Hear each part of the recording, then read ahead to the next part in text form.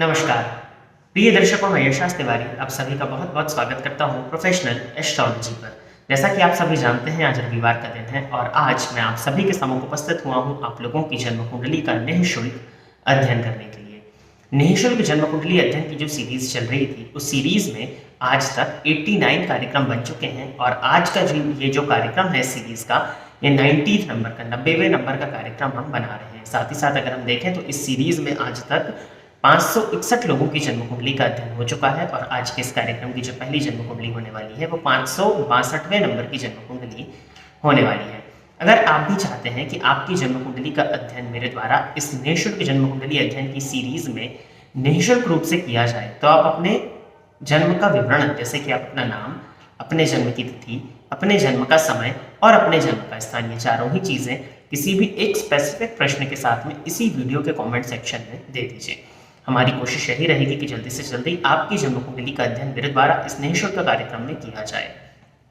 जब आप अपने जन्म का स्थान दें तो साथ ही साथ डिस्ट्रिक्ट और स्टेट, ये दोनों ही चीजें वहां पर मेंशन करें, यानी शहर का नाम और राज्य का नाम भी वहां पर आपको लिख के देना होगा ताकि आपके जन्म का स्थान आसानी से लैपटॉप पर मिल सके। अगर आप इस कार्यक्रम को देखते हैं और अगर आपको ये कार्यक्रम पसंद आता है तो आप इस चैनल को सब्सक्राइब करिए और साथ ही साथ इस वीडियो को लाइक करिए ताकि इन फ्यूचर जो भी ज्योतिष से संबंधित कंटेंट इस चैनल पर आते हैं वो आपको मिलते रहे। अब हम बिना विलंब किए अपने इस कार्यक्रम को प्रारंभ करते हैं और आज के इस कार्यक्रम की जो पहली जन्म कुंडली है, जैसा मैंने बताया कि 562वें नंबर की जन्म कुंडली होगी ये। और आज के कार्यक्रम की पहली कुंडली ये चेतराम ठाकुर जी की है। तो चेतराम जी, आप तैयार रहिए, आपकी जन्म कुंडली मैं ले रहा हूँ। डेट ऑफ बर्थ इन्होंने दिया हुआ है 2 जुलाई 1967 और टाइम ऑफ बर्थ बताया हुआ है 7:25 PM, शाम के 7:25, सोलन, हिमाचल प्रदेश।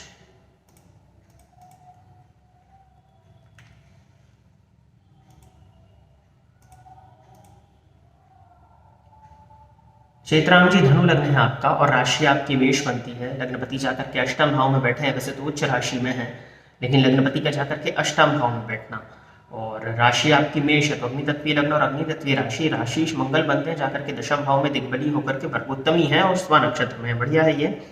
मेरा बाकी का समय कैसा रहेगा? 1967 का आपका बर्थ है और गुरु की महादशा आपको प्रारंभ हो गई है 8 नवंबर 2022 से। फलस्वरूप अब देखा जाए तो लग्नेश की महादशा 1967 के बर्थ के हिसाब से 2022 में देखते हैं तो कहीं ना कहीं ये गुरु की दशा तो अच्छी ही जानी चाहिए, लेकिन आपकी जन्म कुंडली में गुरु जाकर के अष्टम भाव में बैठे हुए हैं। फलस्वरूप समय तो ठीक है लेकिन पेट जन्य रोग, पेट से संबंधित परेशानियां आपको देने वाले हैं। मुझे तो किसी प्रकार के उपाय की आवश्यकता आपकी जन्म कुंडली में नहीं दिखाई पड़ती, क्योंकि देखिए अब गुरु की महादशा आपको लगी है जो कि लग्नेश की दशा है, जो कि 2038 तक चलेगी। तो ऑब्वियस सी बात है कि जो समय है आने वाला वो तो मुझे हर प्रकार से अच्छा ही दिखाई पड़ता है, तो किसी भी प्रकार की चिंता या उपाय की आवश्यकता नहीं है। फिर भी मुझे लगता है कि आपको उपाय के तौर पर सूर्य भगवान को जल देना चाहिए। साथ ही साथ नित्य 1 बार या 3 बार हनुमान चालीसा का आप पाठ करेंगे तो ये आपके लिए अच्छा होगा। बाकी अगर पेट से संबंधित ज़्यादा परेशानियां आती हैं तो पुखराज वगैरह अगर आपने पहना हुआ है तो उसको उतार दीजिएगा, और चने की दाल मंथ में 1 बार गुरुवार के दिन मंदिर में आप दान करें तो वो भी आपके लिए अच्छा होगा। आगे बढ़ते हैं और एक और जन्म कुंडली ले लेते हैं जो ऑल इन वन ID से मनीषा जी की जन्म कुंडली है। तो मनीषा जी, आप तैयार रहिए, आपकी जन्म कुंडली मैं ले रहा हूं। डेट ऑफ बर्थ इन्होंने दिया हुआ है 11 जनवरी 1999।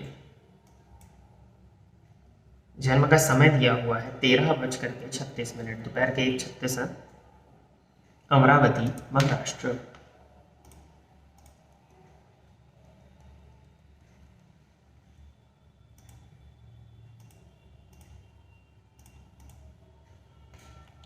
मनीषा जी, मेष लग्न है आपका और राशि आपकी तुला बनती है। अब लग्नगत शनि है और लग्नगत शनि पर मंगल की दृष्टि का परिणाम 1999 का आपका जन्म है। शनि चंद्रमा का आमने सामने होना, विष योग, और गुरु चंद्रमा का नवम पंचम योग भी वैसे तो बन रहा है आपकी जन्म कुंडली में, लेकिन लग्नगत शनि होते हैं तो क्या होता है, जीवन काल में प्रत्येक चीजें विलंबित हो जाती हैं और उस पर मंगल की दृष्टि जब पड़ जाए तो व्यक्ति के अंदर धैर्य की कमी हो जाती है। वैसे भी मेष लग्न के जातकों में धैर्य की कमी तो होती ही होती है। अब लग्नगत शनि पर मंगल की दृष्टि का पड़ जाना ये कहीं ना कहीं सर से संबंधित परेशानी, सर दर्द की शिकायत को प्रदर्शित करता है। वैसे तो वो शनि चरित्र कुंडली में 12वें भाव में बैठे हैं, लेकिन 12वें भाव में भी बैठ के अगर देखा जाए तो कहीं ना कहीं रोग, रिपू, ऋण, दुर्घटना की दुर्घटना या एक्सीडेंट की संभावनाओं को ये प्रदर्शित कर रहे हैं। गवर्नमेंट जॉब के लिए प्रिपरेशन कर रही हूँ, साथ ही फैमिली का शादी को लेकर प्रेशर है, आगे फ्यूचर कैसा होगा यही जानना चाहती हूँ। आपकी जन्म कुंडली के हिसाब से अगर हम गवर्नमेंट जॉब की बात करते हैं तो इस कुंडली में नवम भाव में सूर्य का होना और नवमांश कुंडली में जाकर के सूर्य का लग्न में बैठना ठीक है, और दशम भाव का स्वामी लग्नगत है, साथ ही साथ सूर्य आपकी कुंडली में पूर्वा साढ़ा नक्षत्र में है जो कि शुक्र का नक्षत्र है। मुझे लगता है कि आपकी जन्म कुंडली में सरकारी नौकरी के योग है, आपको प्रिपरेशन करनी चाहिए। दिक्कत जो है वो शनि की महादशा है, लेकिन फिर भी नवंबर 2023 के बाद में आपकी जन्म कुंडली के हिसाब से सरकारी नौकरी लगने के अच्छे योग मुझे दिखाई पड़ते हैं कि आपको वहाँ पर सरकारी नौकरी के लिए अगर आप अभी से प्रयत्न करें तो वहाँ पर सरकारी नौकरी होने की संभावनाएं बन जाएंगी। बैंकिंग की फील्ड बहुत अच्छी दिखाई पड़ती है कि अगर आप बैंकिंग की फील्ड में जाएं तो वो आपके लिए बहुत ज़्यादा मैं बेहतर देख रहा हूँ।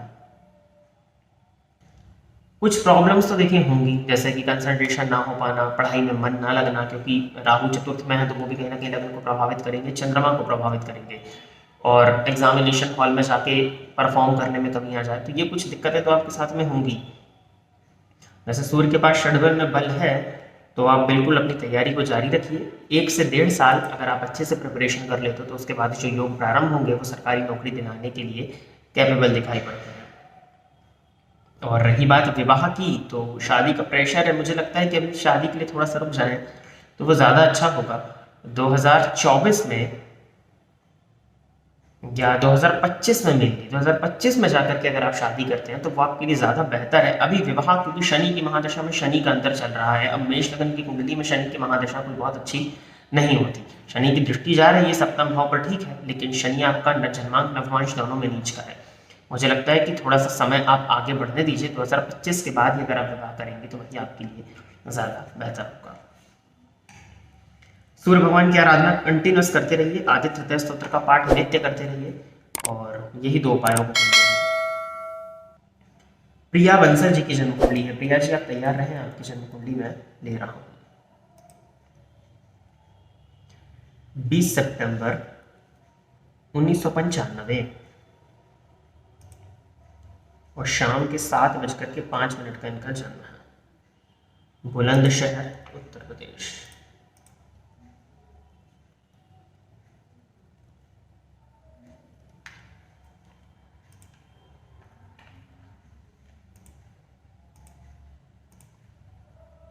मीन लग्न है आपका और कर्क राशि है, तो जल तत्वीय लग्न और जल तत्वीय राशि। लग्नपति का जाकर के नवम भाव में बैठ करके लग्न को देखना बढ़िया है, कुंडली आपकी भी। और प्रश्न क्या पूछा है आपने, शादी कब होगी और जीवन साथी कैसा मिलेगा। सप्तम भाव के अधिपति बुध बन जाते हैं, जाकर के सप्तम भाव में ही बैठे हुए हैं, और आपकी जन्म कुंडली के सप्तम भाव में सूर्य, बुध और शुक्र की युति का बनना।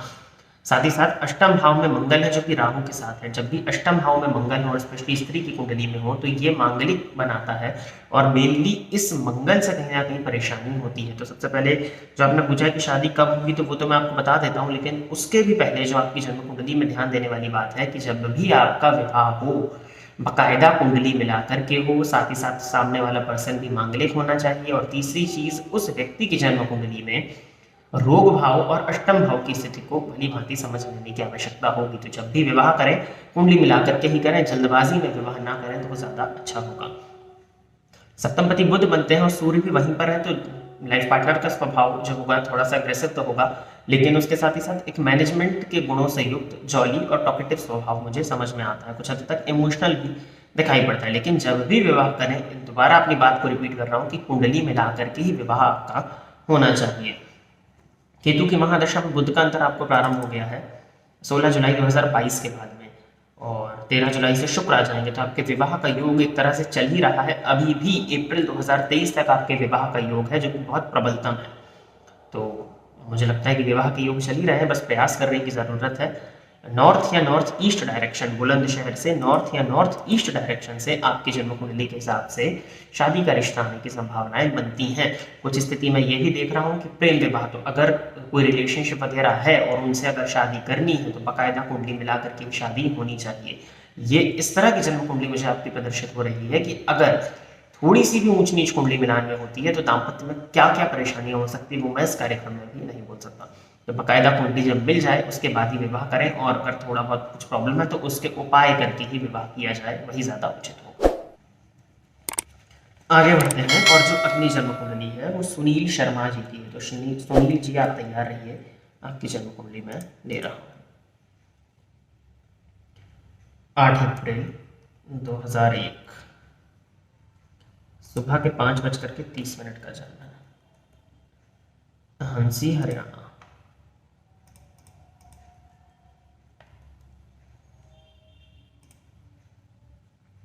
मीन लग्न है और राशि आपकी कन्या बनती है, लग्नपति गुरु बन जाते हैं, जाकर के पराक्रम भाव में बैठे, पराक्रमपति लग्न में है। अब देखिए सुनील जी, 2001 का आपका जन्म है और 21 साल की अभी आपकी उम्र है, और बहुत सही समय है ये समझाने के लिए कि आपकी जन्म कुंडली में अगर आप कार्यक्रम देखते हो तो ज्योतिषी भाषा थोड़ा समझेंगे। लग्नेश और पराक्रमेश का संबंध हुआ है, इसको थोड़ा सा और बेसिक में जाकर के समझा देता हूँ। लग्नेश और पराक्रमेश का परिवर्तन हुआ है, सीधी सी बात है।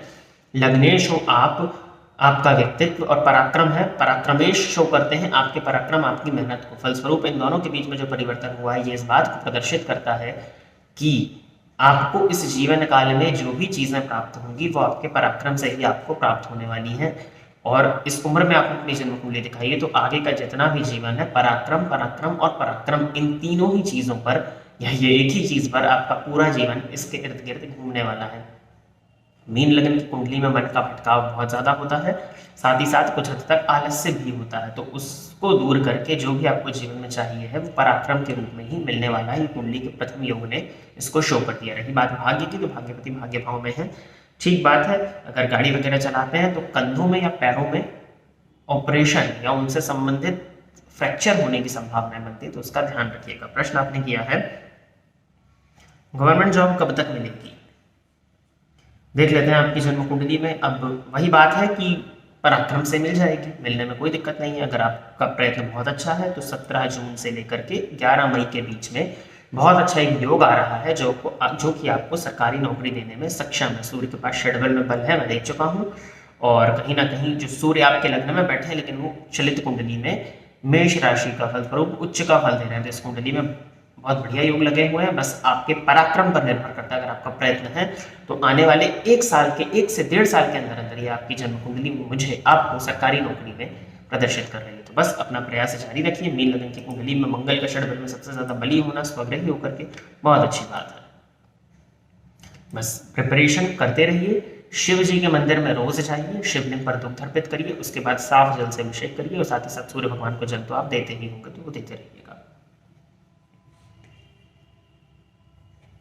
आगे बढ़ते हैं, और अगली जन्म कुंडली है मनहर जी की। तो मनहर जी आप तैयार हैं, आपकी जन्म कुंडली में दे रहा हूं। डेट ऑफ बर्थ है 31 अक्टूबर 2001, दोपहर के 1:30, भावनगर, गुजरात।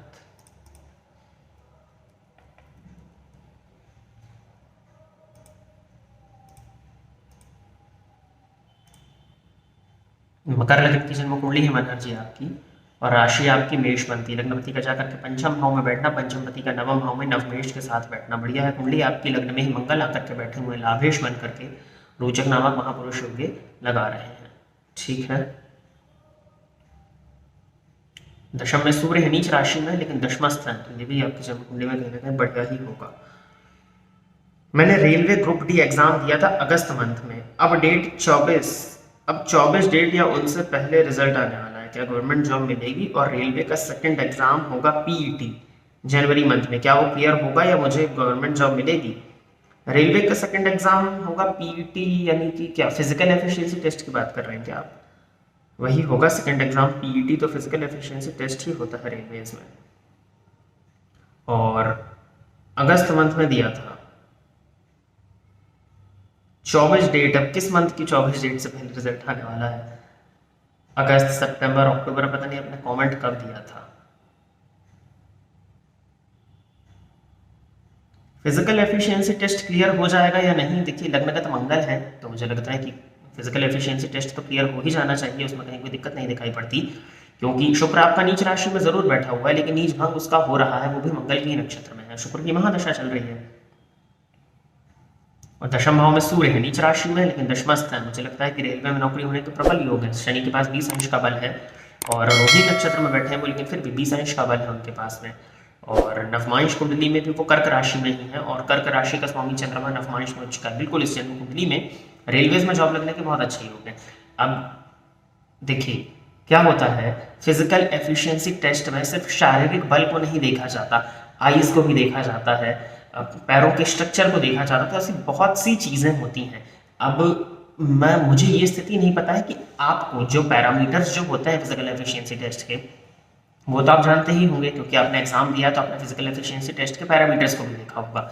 क्या आप उन पैरामीटर्स में अपने आप को सब जगह एक्यूरेट पाते हैं? अगर आप अपने आप को एक्यूरेट पाते हैं तो जन्म कुंडली के हिसाब से लग्नगत मंगल आपको पीटी में क्लियर करा देगा। लेकिन अगर क्योंकि देश काल और परिस्थिति ना, तो परिस्थिति अगर गड़बड़ है, कुछ ना कुछ फॉल्ट है बॉडी में उन पैरामीटर्स के अकॉर्डिंग, तब तो फिर मुश्किल ही होगा। क्योंकि देख पा रहा हूँ मैं आपकी कुंडली में कुछ हद तक मुझे आंखों से संबंधित परेशानी दिखाई दे रही है। वो निर्भर करेगा कि कितनी है, लेकिन हाँ कुछ हद तक आंखों में प्रॉब्लम तो दिखाई पड़ ही रही है। फिर भी इस कुंडली में शुक्र में बुध का अंतर है 6 अक्टूबर 2025 तक, जो कि अभी 6 दिसंबर से ही प्रारंभ हुआ है। शुक्र में बुध यानी कि पंचमेश की दशा में भाग्येश का अंतर है, दशमेश की दशा में भाग्येश का अंतर। ये प्रबल सरकारी नौकरी दिलाने वाला समय ही चल रहा है और क्लियर होने के बहुत अच्छे योग कुंडली में दिखाई पड़ते हैं। दो ही कारणों से नहीं होगा, एक जो मैंने बता दिया कि पीईटी में कुछ पैरामीटर जिसमें आपका नहीं, और अगर आपकी तैयारी कमजोर हुई होगी तो। वैसे मुझे लगता नहीं कि आपकी तैयारी कमजोर होगी, तैयारी आपने अच्छी करी होगी। योग बहुत प्रबलतम है और मुझे लगता है कि आपका इस बार सिलेक्शन होने की संभावना बहुत ज़्यादा है। बस इन दो पैरामीटर्स जो हैं उनको अगर आप देख लें तो। एक जन्म कुंडली और ले लेते हैं और ये जो जन्म कुंडली है ये स्नेहा तावर जी की है। स्नेहा तावर 14 अप्रैल 2001, 14 अप्रैल 2001। समय है 2 AM, रात के 2 बजे हैं और इंदौर मध्य प्रदेश।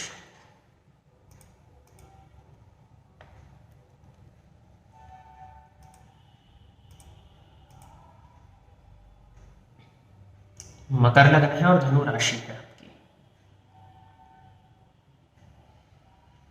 सर मेरी लव मैरिज होगी अरेंज मैरिज, और मैं एफटेट की प्रिपरेशन कर रही हूँ। थोड़ा करियर के रिगार्डिंग भी बता दीजिए। आपको पता होना चाहिए कि इस कार्यक्रम में केवल एक प्रश्न का चुनाव होता है, तो ऑब्वियसली बात है, 2 ऑप्शन है और निःशुल्क जन्म कुंडली अध्ययन का कार्यक्रम है, तो लव मैरिज अरेंज मैरिज तो मैं बताने से रहा।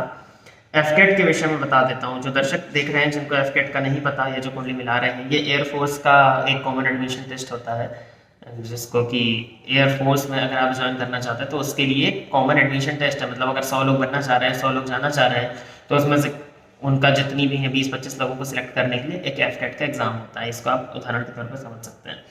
मकर लग्न की कुंडली और केंद्र का खाली होना, सबसे बड़ा नेगेटिव पॉइंट तो यही हुआ। एयरफोर्स में जाने के लिए वायु तत्वीय राशि और वायु तत्वीय ग्रहों को देखने की आवश्यकता पड़ती है। तो वायु तत्व की राशि कौन कौन सी है? मिथुन राशि है, तुला राशि है और कुंभ राशि है। इनको देखते हैं। मिथुन राशि 6th भाव में आ रही है, वहां पर राहु बैठे हैं, तो मिथुन राशि के बल को ये बढ़ाने वाले होंगे। मिथुन राशि का स्वामी बुध नीच राशि में जरूर बैठा है, लेकिन गुरु का त्रिकोण में होने के चलते उनका नीचत्व जो है वो भंग माना जाएगा। तुला राशि की स्थिति को देखा जाए तो तुला राशि का स्वामी उच्च राशि में, इसके पास भी बल है। शनि तो ठीक है, अपने घर को देख रहे हैं, तो वायु तत्व की राशि के पास में बल तो आ रहा है। और इस कुंडली में भी अगर देखा जाए तो सूर्य की महादशा है, सूर्य पराक्रम भाव में बैठे हुए हैं जाकर के, और नवमांश कुंडली में मीन राशि में मंगल के पास भी बल है। शनि भी एयरफोर्स के लिए देखे जाते हैं, जो कि नवमांश में बली समझ में आ रहे हैं। नीच राशि का फल वो दे रहे हैं चलित कुंडली में, मेष का फल दे रहे हैं, लेकिन फिर भी पंचम में है और कहीं ना कहीं शुक्र के घर में बैठे हैं और शुक्र उच्च राशि में, तो इस कुंडली में एयरफोर्स में जाने का योग तो बनता है। लेकिन अब वही बात है कि सूर्य की महादशा आपको प्रारंभ हुई है, जो कि अष्टमेश है। अष्टमेश का तृतीय में बैठना ठीक है, फिर भी ये वाला जो समय है, ये समय थोड़ा सा कमजोर है। थोड़ा सा और समय अगर दिया जाए तो सूर्य की महादशा जैसे जैसे आगे बढ़ेगी, सूर्य में चंद्रमा और मंगल आते आते इस कुंडली में एफटेट के एग्जामिनेशन में सिलेक्शन होने के अच्छे योग मुझे दिखाई पड़ते हैं। अगर आपकी मेहनत रहती है तो आप बिल्कुल उस चीज को ले सकते हो। लग्नपति का जाकर के पंचम भाव में बैठना, पंचमेश का जाकर के पराक्रम भाव में बैठना, या पंचमेश और पराक्रमेश का परिवर्तन हुआ है फलस्वरूप पराक्रम करके अपने ज्ञान को बढ़ाइए और उस ज्ञान से अपने लग्नेश, अपनी पर्सनैलिटी को बल देकर आप नौकरी ले सकते हो। तो 1 3 और 5 का संबंध बना है, जो कि बहुत श्रेष्ठ संबंध मुझे दिखाई पड़ रहा है। तो बिल्कुल इस कुंडली में योग है। संभव है कि 2022 में ना हो, उसके पीछे बहुत से कारण हैं, क्योंकि अभी आपको 7.5 भी चल रही थी, अभी ही आप मुक्त हुए हैं 17 जनवरी के बाद से। तो चांसेस बनते हैं कि कुछ ना कुछ प्रॉब्लम्स आई हों, लेकिन आने वाला जो समय है वो एफकेट के एग्जामिनेशन को क्लियर करने के लिए बहुत अच्छा है। आपकी जन्म कुंडली में पर्याप्त योग है, शनि और मंगल दोनों ही षडबल में बली दिखाई पड़ रहे हैं। मुझे लगता है कि आपको बिल्कुल 1 साल रुक करके और तैयारी करनी चाहिए, अगर यह नहीं होता तो। और लक्ष्य को अपने निर्धारित कर लीजिए कि आपको इस फील्ड में ही आगे बढ़ना है। बिल्कुल इस कुंडली में योग है, आप ले सकते हैं। केंद्र खाली है तो परेशानी आएगी, उसके लिए हनुमान जी की आराधना करिए, नित्य हनुमान चालीसा का 3 पाठ करिए, और शुक्रवार के दिन स्नान के जल में 2 बूंद गाय का दूध मिला लिया करिए, और संभव हो अगर तो दुर्गा चालीसा का आप पाठ भी कर सकते हो, ये उपाय भी आपके लिए बेनिफिशियल होगा। तो प्रिय दर्शकों, इतनी ही जन्म कुंडली का अध्ययन करने के लिए आज मैं आप सभी के सम्मुख उपस्थित हुआ था। आशा करता हूं कि जितने भी लोगों की जन्म कुंडली का अध्ययन मेरे द्वारा इस निःशुल्क कार्यक्रम में हुआ, वो सभी संतुष्ट होंगे। अगर आप भी चाहते हैं कि आपकी जन्म कुंडली का अध्ययन मेरे द्वारा इस निःशुल्क कार्यक्रम में किया जाए, तो आप अपनी बर्थ डिटेल्स, जैसे कि आप अपना नाम, अपने जन्म की तिथि, अपने जन्म का समय, अपने जन्म का स्थान, चारों ही चीज़ें किसी भी एक स्पेसिफिक प्रश्न के साथ में इसी वीडियो के कमेंट सेक्शन में दे दीजिए। हमारी कोशिश यही रहेगी कि जल्दी से जल्दी आपकी जन्म कुंडली का अध्ययन मेरे द्वारा इस निःशुल्क कार्यक्रम में किया जाए। अगर आपको कार्यक्रम पसंद आता है तो वीडियो को लाइक करिए और चैनल को सब्सक्राइब भी कर दीजिए, ताकि इन फ्यूचर आपको इस चैनल पर आने वाले प्रोग्राम्स का नोटिफिकेशन मिलता रहे। आज के लिए बस इतना ही। नमस्कार। फोन पर बात करके कुंडली दिखाने के लिए एवं ज्योतिष से संबंधित अन्य सर्विसेज के लिए आप स्क्रीन पर दिए गए नंबर पर कॉल या व्हाट्सएप कर सकते हैं। साथ ही साथ अब आप मेरे अकाउंट को फेसबुक और इंस्टाग्राम पर भी फॉलो कर सकते हैं, जिसका यूजर नेम आपकी स्क्रीन पर दिया हुआ है।